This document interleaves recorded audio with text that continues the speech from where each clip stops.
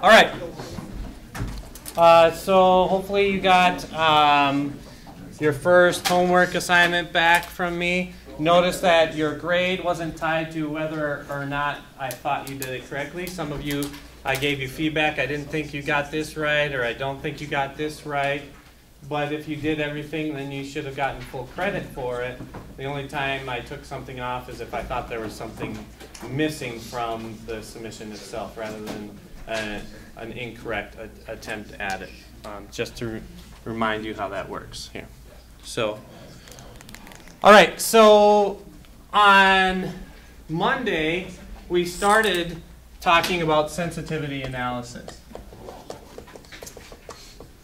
And what we said was the idea of sensitivity analysis is trying to understand how sensitive, that's where the name comes from, how sensitive our model is to our assumptions. Do we have to be spot on in order for our solution to be the best solution, or do we have some wiggle room? Is there room for estimation in there? So most of what we've done is we've looked at some sort of equation at this point, which looks like, say, ax plus by is less than or equal to some big constant right here, right? But I want to just slightly modify this because I want to think about this in terms of or slope-intercept form rather than this. So let's just rearrange this equation just a little bit.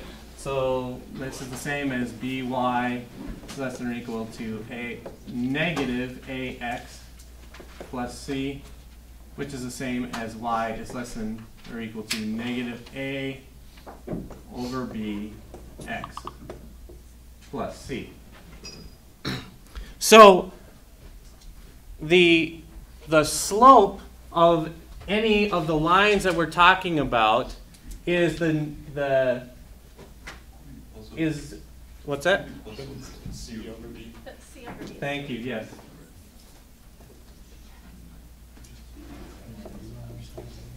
Okay. For our discussions, I don't care what this value is because I want to focus in on the slope here. Okay. So we're going to look at the slope of our lines, and in fact, we'll just rename this M to be consistent with your textbook. Okay. So the slope of a given line, let's consider two cases here. Let's say the slope is less than 0 and the slope is greater than 0 here. Right? So what shape of line or what angle of line is probably a better question are we going to get when the slope is negative? It's going down and to the right, right? Because our rise is negative over that positive run. Okay? But if we have a positive slope, it's going to be going up and to the right. Okay? So let's think about what happens if we change A or B in each of these two cases here. Okay, so if we are increasing A, I'll make a little chart here, or if we decrease. Okay, so what happens to our slope if A increases?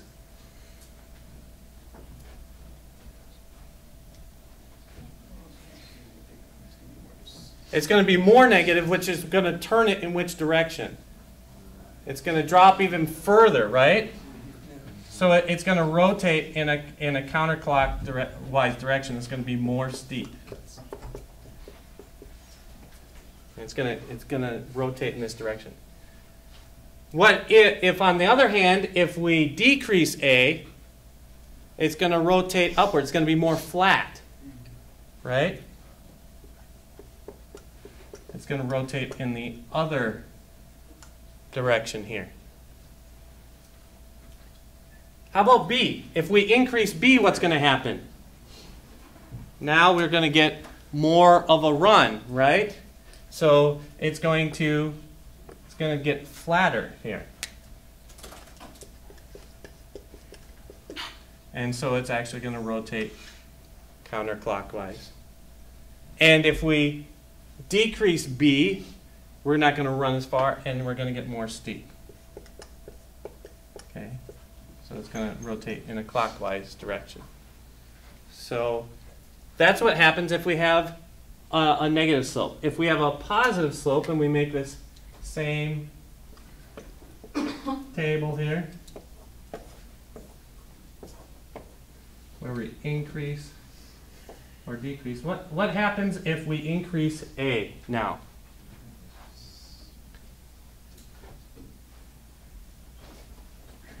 So we're going to make A larger and larger. Now,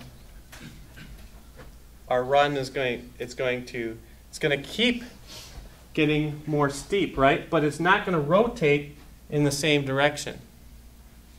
Right? So the English description of more steep is going to be true, but more steep in this context means it's rotating in a counterclockwise direction. Okay, and it's going to be more flat, which means it's going to rotate in a clockwise direction. And vice versa. Here will be more flat or more steep, but that's going to mean counterclockwise or clockwise in this direction here. Okay? So hopefully this is jiggling some cobwebs.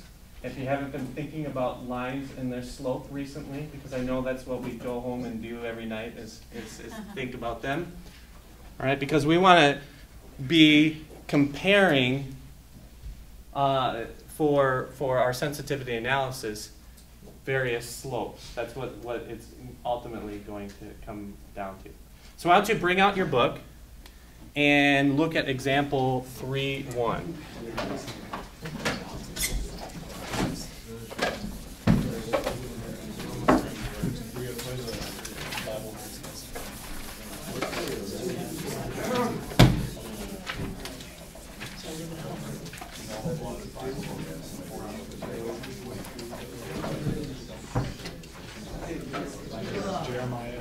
Okay, and I'm going to replicate it on the whiteboard. This is not a word problem, right? This is just an abstract mathematical problem here. Right? What we're trying to do is we're trying to look at something that said, let's maximize 3a plus 2b subject to a plus b is less than or equal to 10, 3a plus b is less than or equal to 24, a plus 2b is less than or equal to 16, and of course our logical constraints of a and b having to be non-negative. Yes? What problem is this? 3.1. Page 123, page 100, textbook 13, in the textbook.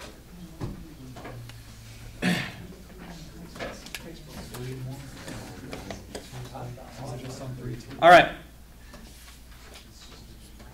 Okay. So let's go ahead and solve this like we've been doing. Nothing new here. We can figure out exactly what our solution is. And then let's talk about the sensitivity analysis that comes from that. So I'm going to do this pretty rapidly at this point, since I'm hoping things are starting to feel more familiar, and that this would just be repetitive.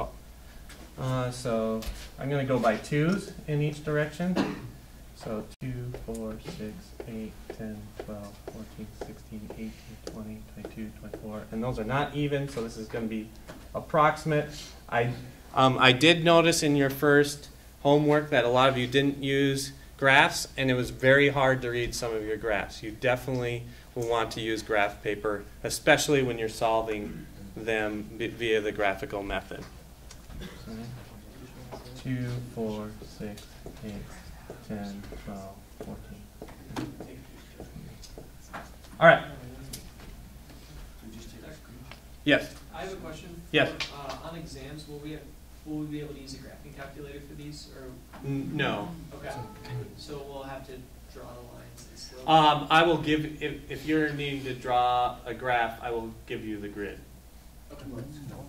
So you will draw it within the provided grid.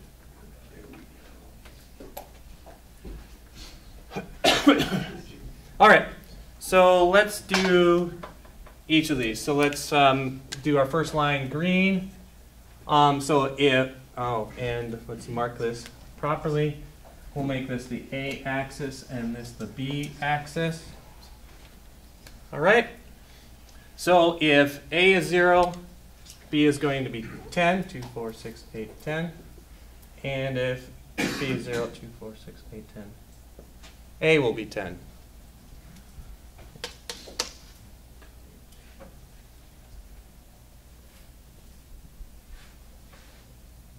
Just like that. In what direction are we going there? We're going down here.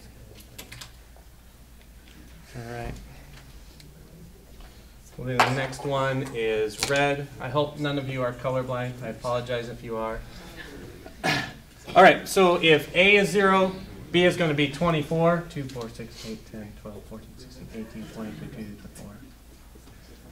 And if B is 0, A is going to be 8.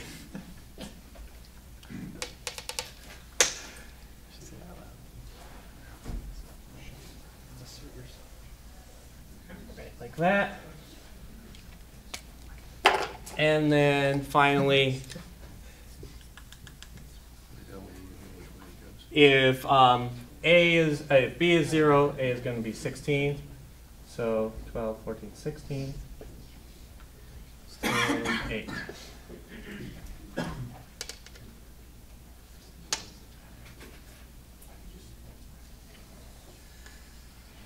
Okay. So, and since we're maximizing, there are 1, 2, 3, 4 possible values that our line is going to go out. So now you can see why we're talking about the slope. Because if the slope of our objective function is very steep, the last point that we're going to go out is right here. But if our slope of our objective function is very flat, we're going to go out the last point here. So the slope is going to directly affect which of these values is the solution. If the slope is somewhere in between, maybe the last point we go out right here is, and in fact that is what it is. If A is 7, this right here is the solution. Let's draw one profit line or objective line so we can see that I'm not just writing it down on paper. So let's arbitrarily set that 3A plus 2B. Let's set it to a value of 15. Let's make it 16. Let's make it divisible by both 3 and 2. So let's make it 18. All right? If B is 0, A is going to be 6. And if A is 0, B is going to be 9. Okay.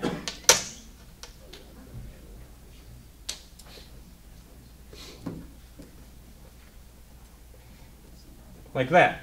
And so if we go out, we can mostly see that that's going to run out at that point right there, which is A equals 7, B equals 3. All right? Hopefully what I just did on the board feels like we've seen this before.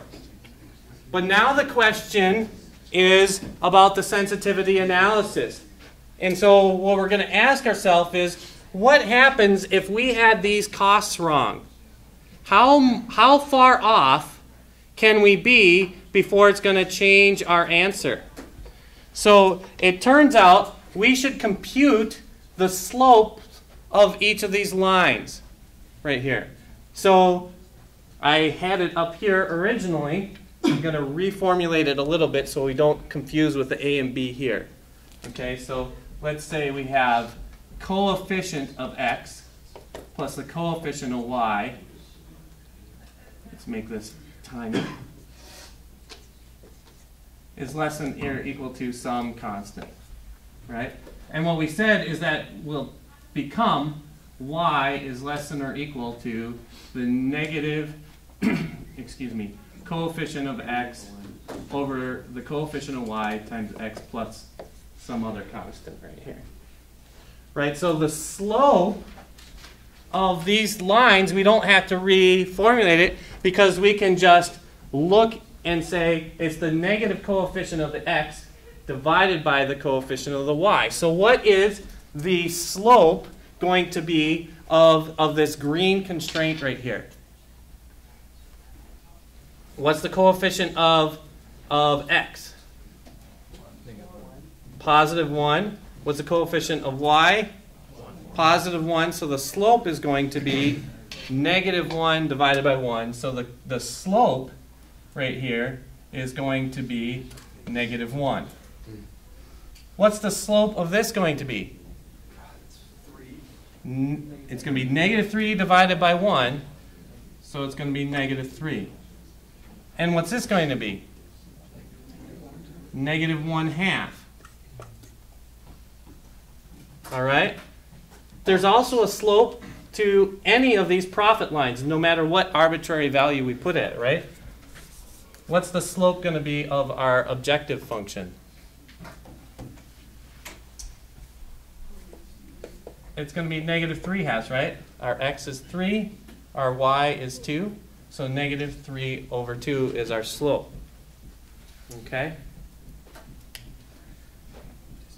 So, or negative 1.5. So, the first thing to notice is, what are our binding constraints?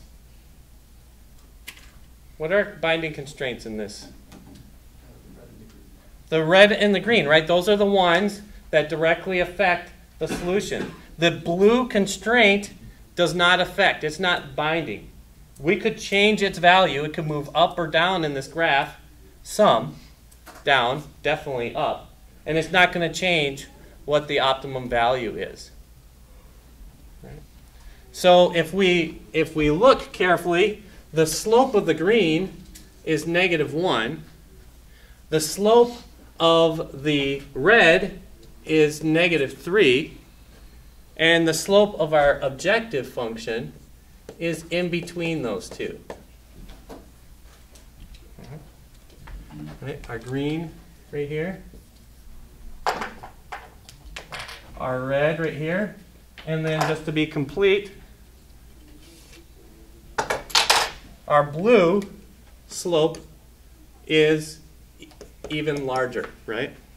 So if we order those slopes by size, we can see that our objective function falls between the red and the green slopes, and that is what makes those two be the binding constraints, because the slope is between those two lines, and so it's going to go out of those.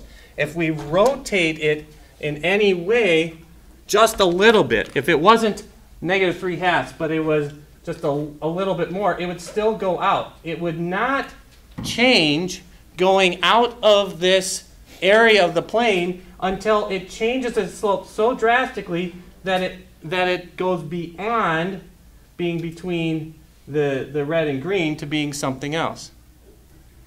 Or it rotates a little bit this way, and now it's not between the red and the green slope, but it's between the green and the blue slopes.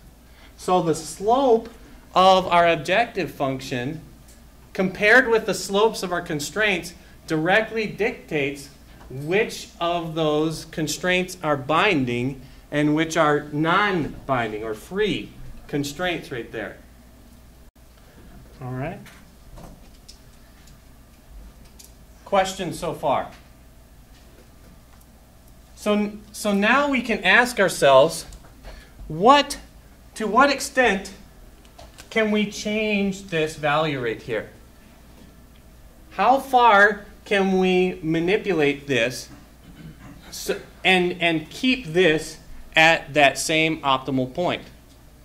Well, the answer to that question is we want to maintain it being between -3 and -1, but we're going to change this value. So some negative new a, so we'll just put in here coefficient of a. And for right now, we're going to hold the coefficient of b constant.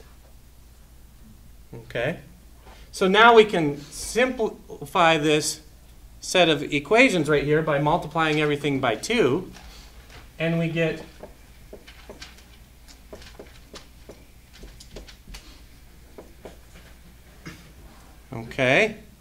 which is weird because we got a negative sign in front of everything, so let's multiply it by -1. There's a little gotcha. Do you remember what we have to do when we multiply by negative values with inequalities? Yeah, we have to flip the direction of the inequality. So this becomes 2 is less than or equal to c sub a is less than or equal to 6. Okay, so as long as this coefficient here remains between +2 and +6, we're going to go, this is going to be the optimum value right here, because we maintain a slope of our objective function between those two constrained values right there. We can do the same thing for b. We can ask ourselves, what would happen if we were uncertain about this value right here? How much wiggle room do we have available to us with this 2? Is this a good estimate? Is it a poor estimate? Let's see. So now we have -3 is less than or equal to, again, we're going to keep 3 constant. So, and I found that it gets a little complicated when we're doing the denominator part of this fraction to do both inequalities at the same time. So I'll do the left inequality and then I'll do the right inequality.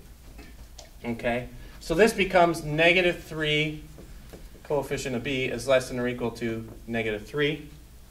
And again, we can divide by a negative value and switch our signs. So that means the coefficient of b has to be larger than or equal to 1. And then let's do the other one, -3. So this represents this first inequality. Now I'm looking at this right inequality right here. And we get -3 is less than or equal to -c of b. Again, we flip these and we say 3 is greater than or equal to c of b. So if we combine these two together, we get that the coefficient of b has to be greater than 1 and smaller than 3. So it's in between this range right here. So you can see that for this particular example right here, if you just go by a raw amount, there's much more flexibility in changing this coefficient, an a, right? We can go all the way down to 2 and up to 6. So there's a range of 4 that we can change. We're close to that lower limit. We're not so close to that upper limit. Whereas here, we just have a small tolerance and we're right in the middle between 1 and 3. So this type of sensitivity analysis allows us to be able to understand for our objective function how much room there is, because we can compute it directly like we did here and like we did here, how much room there is to be able to make a change. Now what we can't do is combine these together and say, I can make a new objective function that moves C of A all the way down to 2, and at the same time moves C of B down to 1.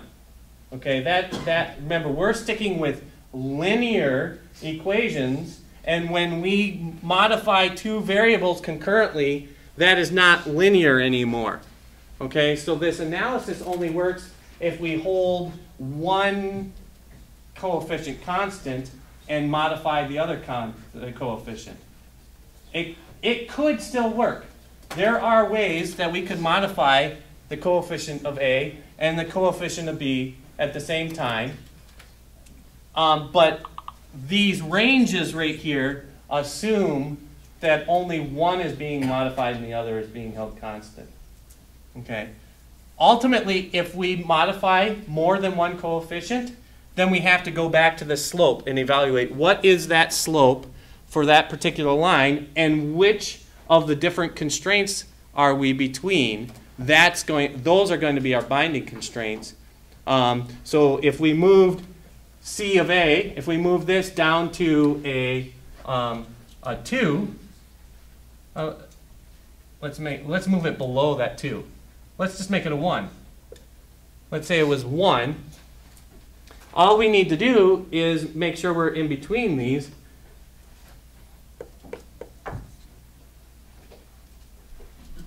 This slope right here is -1, which means it's exactly the same as our green line, and any of these points along this line, including here, is an optimal solution. Okay? So this is an example where we change both. And we can't use this as our guideline. Most of the time, we're going to stick to that. What if we're wrong about this? Or what if we're wrong about that? So we're only asking one question. We're not going to say, what if we're wrong about this, this, this, this, and this? Because then it's too complicated to figure out what, with all those moving parts, what our model might be. So we're going to isolate and say, what happens in this case? What happens in this case? How sensitive is our solution to a change with respect to that particular part of our solution? All right. Question. Okay. So that's the first part of sensitivity analysis, where we look at these coefficients of our objective function right here. The other part of our sensitivity analysis is if we examine not a change in the coefficients of our constraints, but in the right-hand side of our constraints.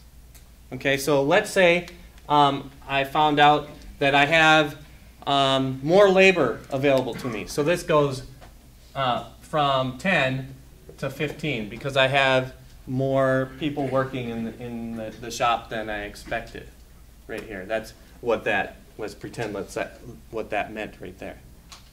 Okay. Our question is, how does that now affect our solution? Did changing this change the slope of this constraint? It did not. Okay? So what that means is this green line kept the same slope, but it moved outwards. Let's just make it like this.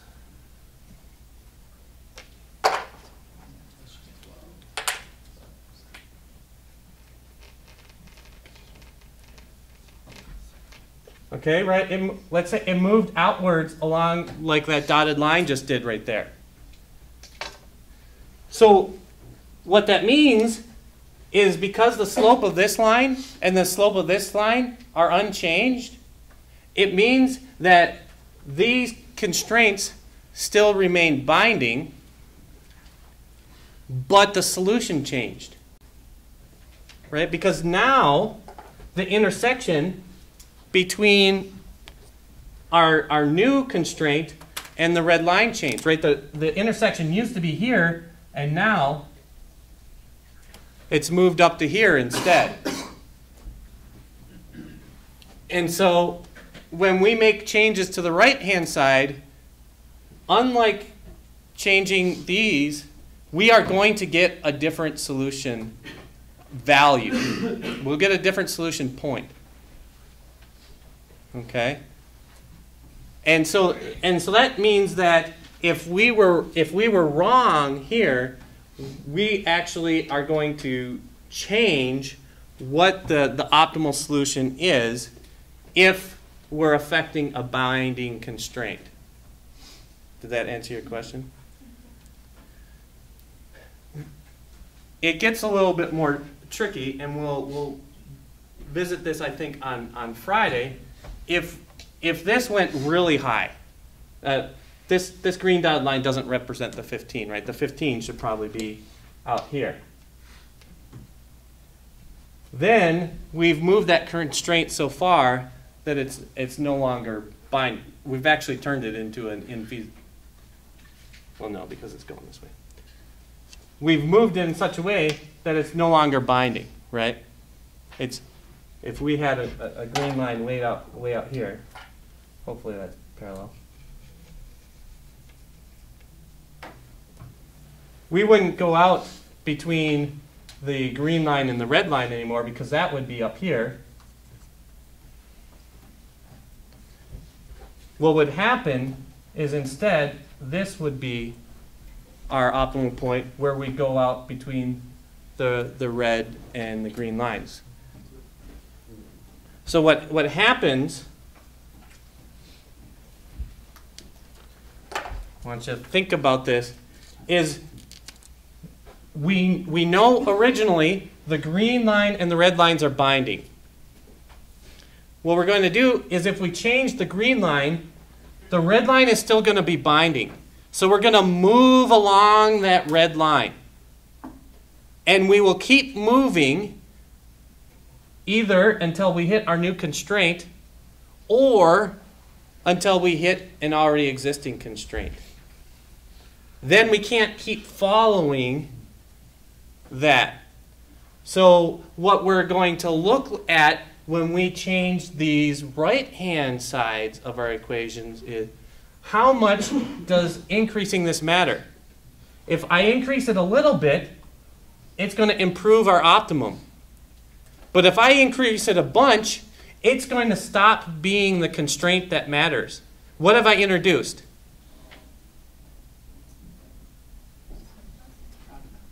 It's a less than or equal.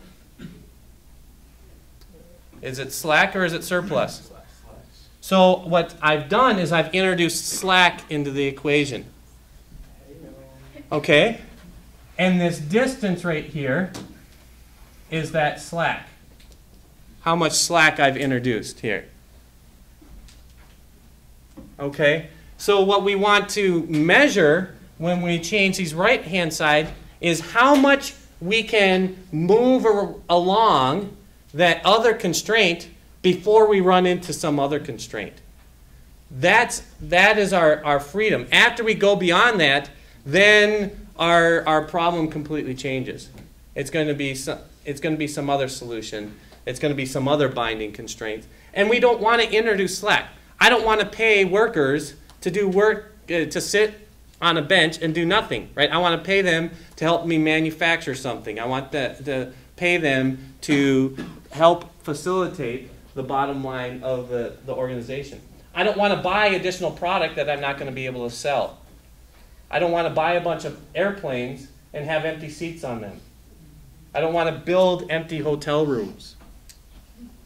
Right? Whatever the slack or the surplus is, depending upon the situation that we're talking about, this helps us understand, okay, I've got a managerial decision. I've got money to put into the system.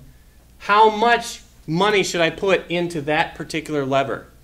If I put all my money in here, that's going to be a waste, because putting too much in is going to move that line so far that something else that I'm not considering is going to prevent me from utilizing all of that investment like I'd want.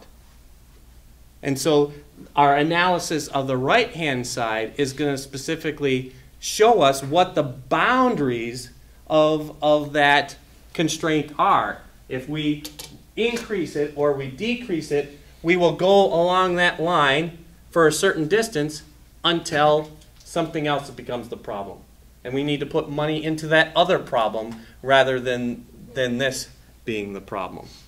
Okay, so it helps us understand where our boundaries are, that we don't just wastefully throw money at solutions when that money could be effectively be utilized to make a higher profit, more efficiency, lower costs, whatever we're trying to model with our solution.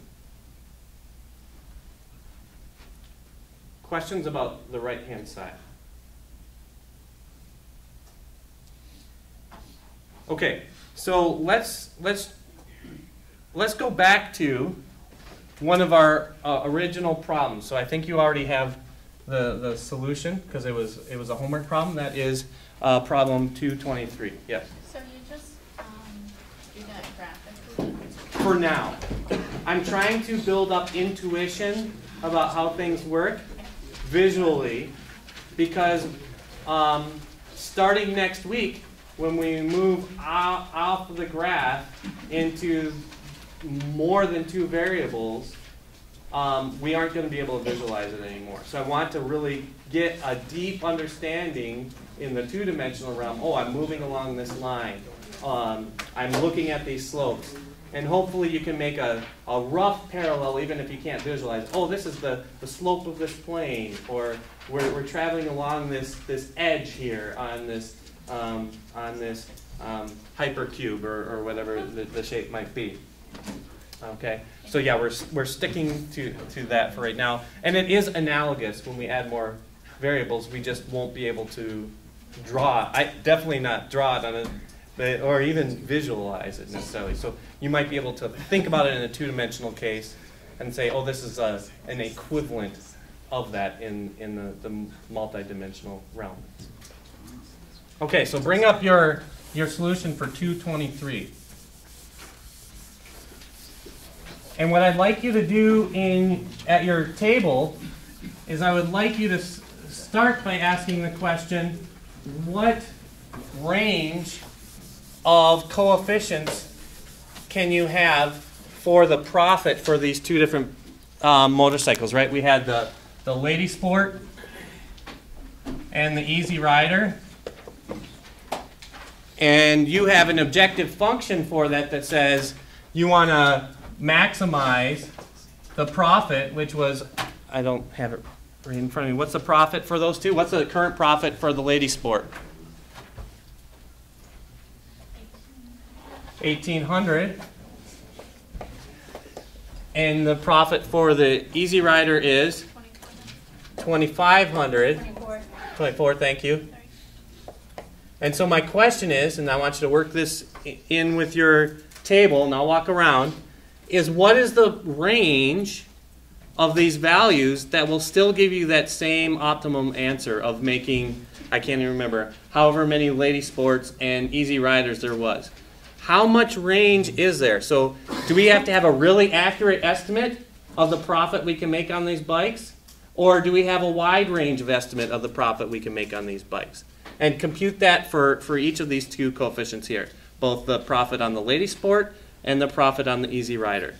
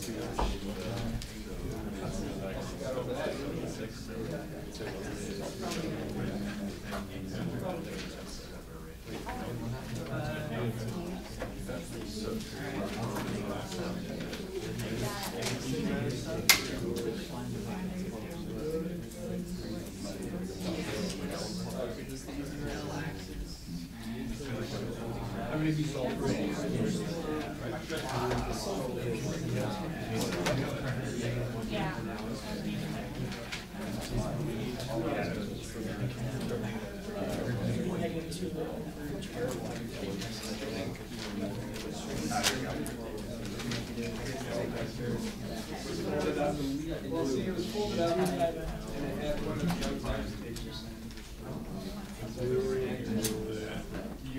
I love it.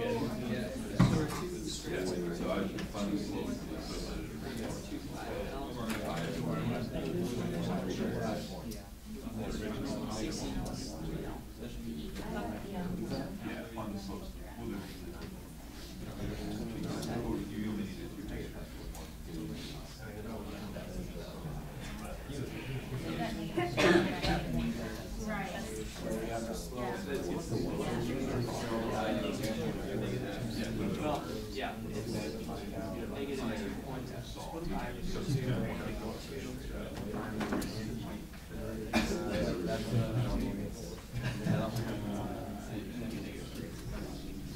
2.5. Did you do L? L is your y-axis, or is your? Okay, so ours is L. But it isn't.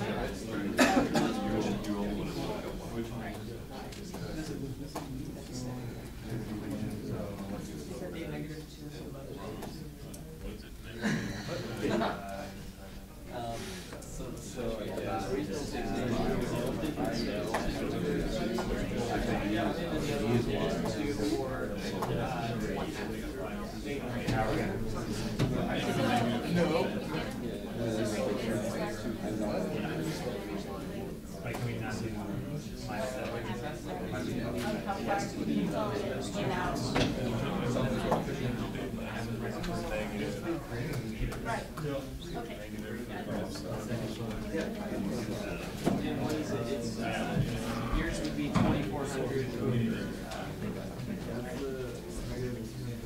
What's that? 3 negative. Mine's negative 2/3, but yours is negative 3/4. It's just oddly for our actual function that we're comparing.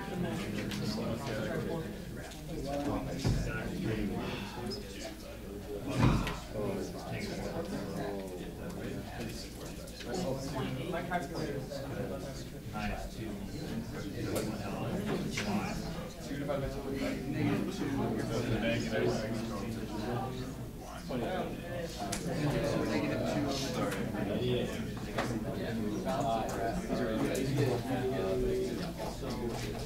Mine's literally multiply all of our. It was like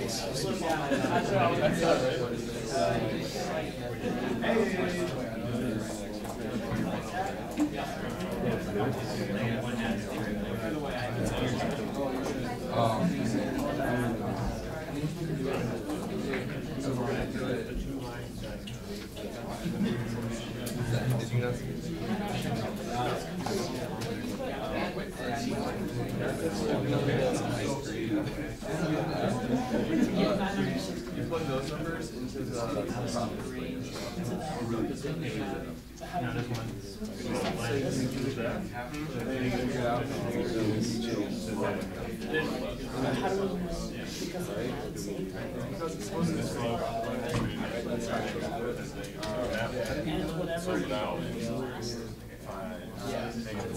You can also just like fill out the intersections and plug them all into the equation.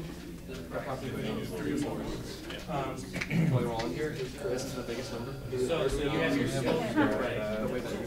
But now you want to say how far can you change that slope?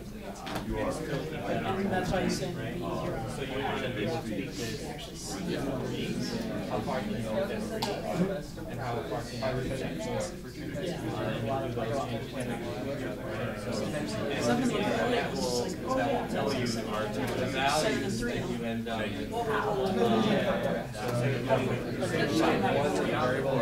want to keep that at negative 1800 over 2400, and then modify. And then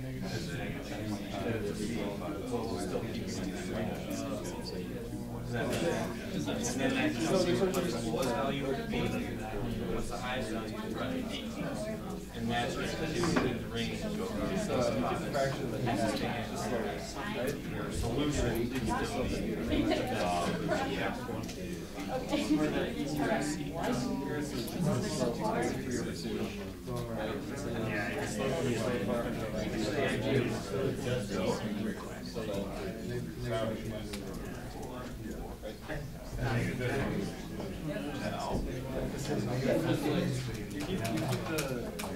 Oh, you're right.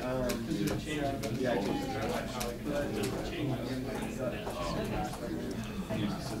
We're trying to find. Because you're trying to see.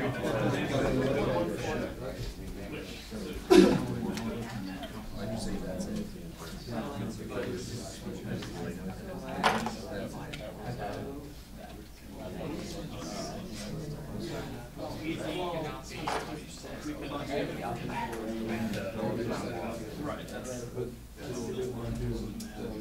Okay, let's bring it back together here. So hopefully what you did is the first thing you did is you figured out which of your constraints were binding, right? So you said, oh, our solution goes in this drawing here between our red and our blue lines. So then what did you do once you found your binding constraints? This table. What did you do after you found your binding constraints? Found the slopes of what? Of those lines. Of which lines? The binding lines and? And the max. And the slope of our objective function. Mm-hmm. Okay. So now you've got the slope. So let's say the slope, someone tell me what the slope of one of the constraints was. Next table over. -2. Now, just a word of caution. Some of you may have put L as your x-axis. Some of you may have put E as your x-axis. So you have to reciprocate the slopes if they're different.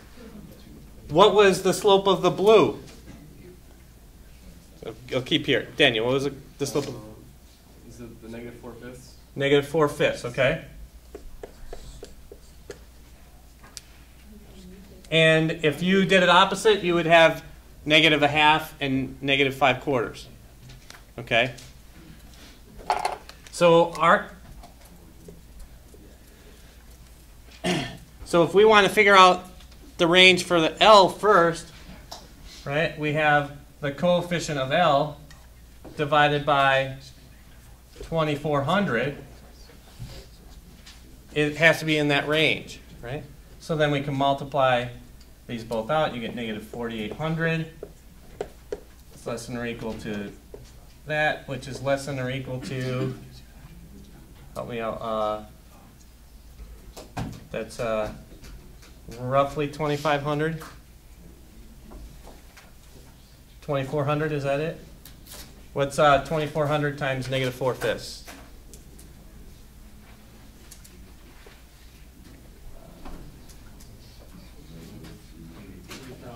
3,000?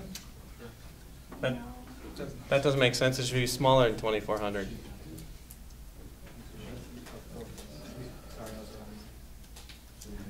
Did I put the wrong coefficient here? I think the over 2400 is wrong. I think it's Okay, because you did the opposite direction. So over 1800 Okay. Sorry. -3600, and what's 1800 times 4/5? 1,440. What? 1,440. And that gives you your range then for your coefficient. You would do the same thing for your E you would keep these coefficients, but now you would keep, let me keep it there, you would make that 2400 over your coefficient of your easy rider. No. There we go. And then you'd solve these two equations. And that would give you your range. So now you have a range for, you have your coefficient for your easy rider, you have your coefficient for your lady sport, and that allows you to get what the full range of those two could be if you're changing them independently. What would happen if we wanted to charge our customers more money for this? Should we make more or less bikes? All right? I'll see you guys on Friday.